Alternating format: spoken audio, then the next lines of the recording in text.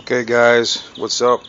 This is a 1996 Dodge Ram 2500 converted into a power wagon. The reason for this video is the death wobble. This beautiful truck actually had the death wobble. I don't know if the size of the tires really matters, but I recently tried a few things to make the death wobble go away.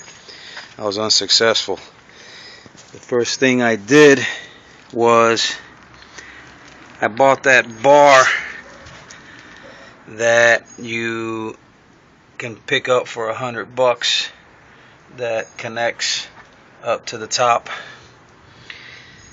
They call it like a steering stabilizer bar, where you hook up the nut to the steering box nut there. That didn't do it though.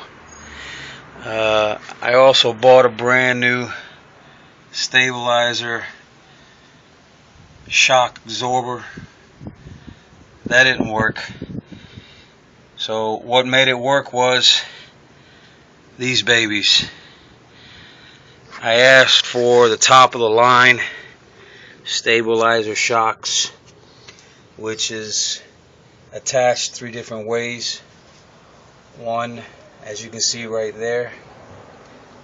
2, to the actual front axle. And 3 on the other side.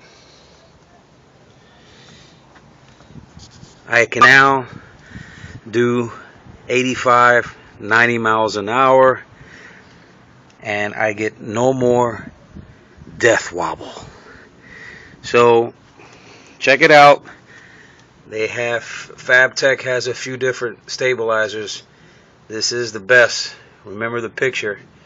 Don't buy anything cheap. You're gonna have to go with the best if you're really concerned about your safety. Alright?